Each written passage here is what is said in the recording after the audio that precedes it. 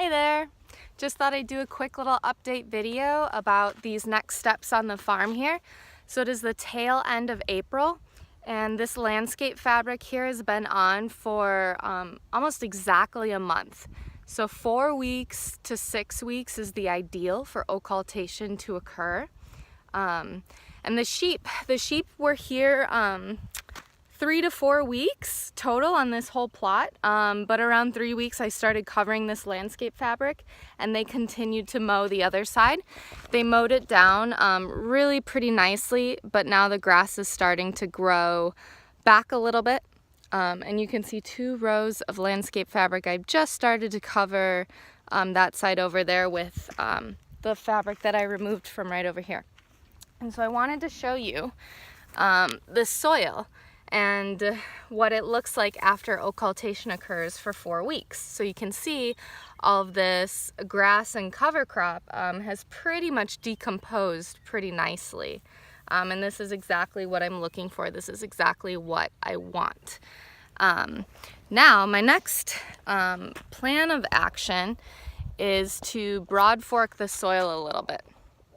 I'm also feeling like it would probably be really beneficial for me to come in with just a light layer of compost where I'm going to plant my plants, just for some added fertility. The soil kind of needs a lot of help. It's pretty clayey, and so I wanted to show you the broad fork. I don't have the compost today, but I'll show you how to do this broad fork.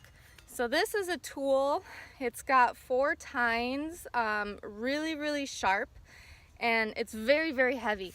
And what this does is it essentially creates air pockets into your soil. It helps loosen up and break up underneath the soil, just little pockets. So this is not considered tillage. This is a tool that should be seen as a transitional tool from your current system to your no-till system. Like in this case, I have really heavy clay soil, and this tool, all it's going to do is to go into the clay and open it up a little bit for a little bit more airflow, a little bit more water filtration. It's just going to kind of loosen things underneath the soil. There's no turning, there's no chopping and rotating, no nothing like that. So broad fork's a good tool, and I start, I'll show you a little bit of it. Let's see if you can see the soil there. I'll try and back up where you can see it. I did a couple of passes with this just up here, and it's really hard to get into the soil. So you sink it in there, kind of step on the top, and my soil is really clay-like, so I've got to really wiggle it in because these tines don't want to go down easily. So once it's wiggling, and so this gives me an indication. It's really good that I'm doing this because the soil is so clay-like. And then you pull back just like so, lift up the broad fork, come back down, and repeat the process. And so it's a little bit of a workout. You can see, let me show you where the tines were made. Let's see, can you see that? So really, there's just a tiny little hole where the tines went in, but underneath there, it really loosened it up. You saw how I was on that and rocking it back and forth.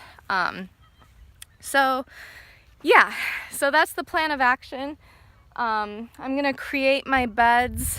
They're gonna be 3 feet wide flower beds with 2 foot wide pathways. And I'm kind of measuring just based off my irrigation from my old farm. I took this line with me, and so what I do is I'll connect here 2 drip lines from each side, and so it's mostly measured out just through sighting this drip line, but I will come with more of a tape measure and lines, and so I can create straight rows. But yeah, the game plan is to broad fork and then plant and get the irrigation set up. So, and I'm gonna be working it piece by piece. I don't want to take off all this landscape fabric all at once because then I'm exposing the bare soil to the hot sun and the wind and the conditions and all that. So I'm going to just start this way and broad fork and plant, and then lift up more landscape fabric, broad fork and plant, and just work my way down. So, all right, hope this helps. Thanks for watching.